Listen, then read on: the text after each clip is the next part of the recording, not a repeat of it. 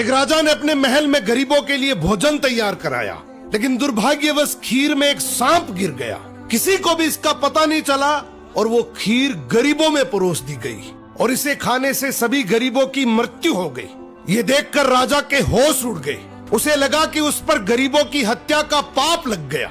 पश्चाताप में वो अपना महल और राज्य छोड़कर जंगलों की ओर निकल पड़ा। उसने सोचा कि शायद तपस्या से उसे इस पाप से मुक्ति मिल सके। चलते चलते वो एक गांव में पहुंचा। गांव के चौपाल में बैठकर उसने पूछा कि क्या इस गांव में कोई ऐसा परिवार है जो सादा जीवन और भक्ति में विश्वास रखता हो। गांव वालों ने बताया कि यहाँ एक भाई बहन रहते हैं जो बहुत ही सादगी और भक्ति से जीवन बिताते हैं। राजा उसी घर में ठहर गया। अगली सुबह राजा ने देखा कि वो लड़की ध्यान में बैठी हुई है। आमतौर पर वो जल्दी उठकर घर का काम और नाश्ता बना लेती थी, लेकिन उस दिन वो काफी देर तक ध्यान में लीन रही। जब वो ध्यान से उठी तो उसके भाई ने कहा, बहन आज तुम देर से उठी हो, घर पर एक मुसाफिर ठहरा है, नाश्ता कराकर उसे जल्दी भेजना था। लड़की ने शांति से कहा, भैया ऊपर धर्मराज के दरबार में एक बहुत उलझा हुआ मामला चल रहा था, उसी पर ध्यान लगा था, इसलिए देर हो गई। भाई ने पूछा, कैसा मामला?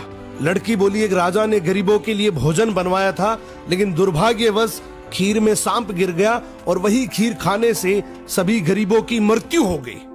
अब धर्मराज ये तय नहीं कर पा रहे हैं कि इस पाप का दोष राजा को लगे या उस सांप को या फिर उस नौकर को जिसने बिना जांचे खीर परोस दी थी।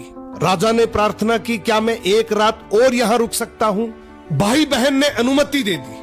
उधर गांव की चौपाल में दिन भर लोग बातें करते रहे कि पता है फला राज्य के राजा ने अपने राज्य के गरीबों को हटाने के लिए उन्हें जहरीला भोजन खिलाकर मरवा दिया। बिना सच जाने लोग निंदा करते रहे।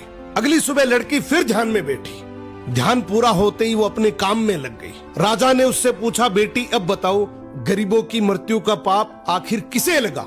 लड़की ने शांत स्वर में कहा, वो पाप उन लोगों को लगा जो चौपाल पर बैठकर बिना सच जाने निंदा कर रहे थे। राजा की आंखें भर आई, ये जानकर कि वो इसका दोषी नहीं है।